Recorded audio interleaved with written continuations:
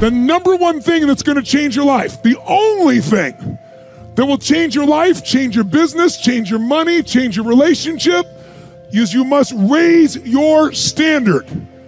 Now, I know that sounds boring, stupid, basic, but it's the truth.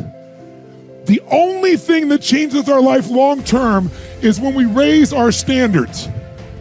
What does that mean? That sounds so boring and dumb. It means that all of us in life have things we want. We don't get what we want. We get what we have to have.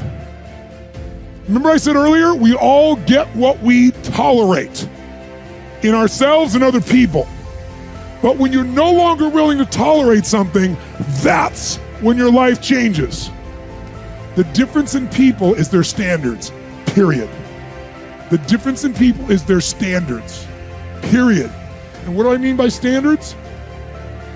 Everyone in the world has a list of things they think they should do. I should lose weight. I should work out. I should spend more time with my kids. I should work harder. I should make more calls. I should. And then you know what? People don't do their shoulds and they get mad at themselves and they what I call shit all over themselves. They beat themselves up about it. What changes people is when your should becomes a must. When suddenly the thing you said should happen has to happen. That's when human beings change. It's like if you want to take the island and you're the head of the army and you want to take the island, the most powerful way to take the island is burn the boats. Because if there's no way to go back, it's amazing what happens when it's a must to do something versus a should. That's what makes human beings succeed.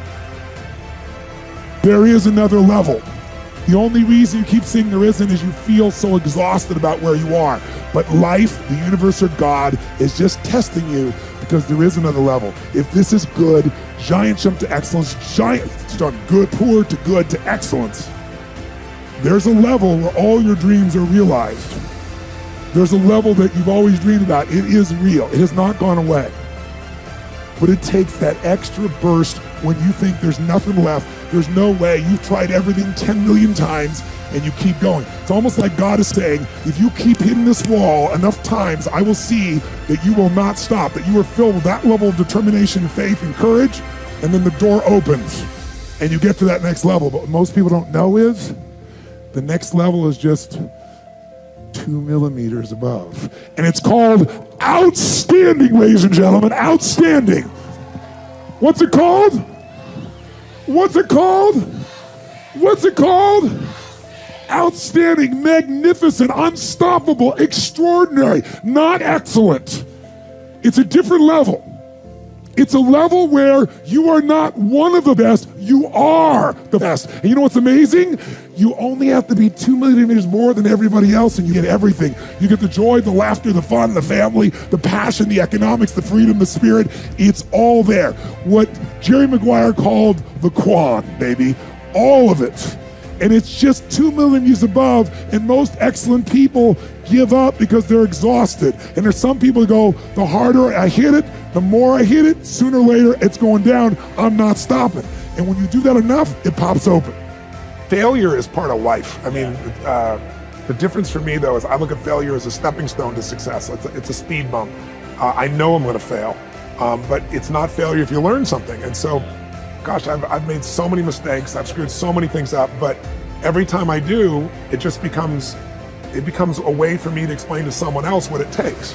You know, it's like, here's what I've done. I think I have the ability to influence people because I talk about my failures. I talk about all the things that mess me up, but I show people that I didn't let it stop me and you don't let it stop you. And I think that's really the secret in that area. And if everything you touch was successful, you probably wouldn't be able to relate to people as much. No, you won't be able to relate, and also it's be total bullshit. Right. And everyone knows it's bullshit. And also you'd be bored silly. Right. I mean, think about it. If you just said, I want this and happen, I want this and happen, you know, people don't value what they don't fight for.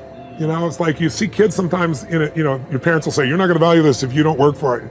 And your kid going, I'll value it, just give it to me, right? But it's true. Yeah. You know, the things we've worked the hardest for, we value the most. So I think, you know, the purpose of a goal is not getting it anyway. The purpose of a goal, you know, is who you become. Who you become is gonna make you happy or gonna make you sad. So I'm not looking for an effortless approach. There's no such thing. The only way to deal with fear that I found in my life is a couple ways. One of those ways is to turn it on itself and ask yourself, what am I afraid of? If I'm afraid of that, I gotta be more afraid of what I'm gonna miss out on my mission, missing out on who I'm supposed to be, In other words, if you're not gonna get rid of fear, then use fear. Use fear or it uses you, it's that simple. So you gotta say, okay, what's the price if I just stay doing this? What's the price? What do I need to really get scared if I learn all this and I don't follow through? That's something to be scared about. And then that fear will get you over your fear. It'll push you through. Turn fear on itself. Second way you can do it is use what you've probably heard me say, because I've used it since I was 17, is my little rocking chair test, right? I'm gonna sit myself in my rocking chair, and I'm 85 years old, and looking back on my life, and I say, I didn't do this, or I did. If you find your passion, you're gonna have this tremendous energy. It's sustainable energy. But momentum requires you always do the next thing to keep the momentum going. And the reason you get yourself in a passionate place is so that you change your life, and the only thing that changes your life is making a decision. So while you're in this passionate state, that's where you make decisions. You don't make decisions when you're like, oh, I don't know, what do you think? All right, let's decide. If you make a decision in a state without momentum, if you make a decision from a place where there's no passion, you are not gonna get momentum. It'll kill momentum. It's decide, commit, and resolve. Some of you, in the past, you've gotten momentum, you've gotten passionate, you've even made a decision, but a decision is the first step. Decision is like a war. I gotta do this or that. All right, I'm gonna make myself do this.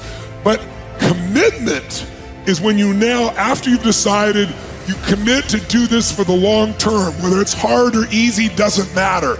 You're doing this.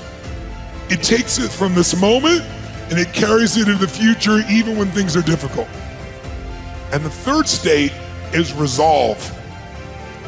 Resolve means it's done. It's like, it doesn't even if you took action, it's done inside you, so it's done out there. There's no question whatsoever. Then once you decide, the only way the commitment and the energy and the momentum continues is if you take immediate, massive what, my friends? Massive what?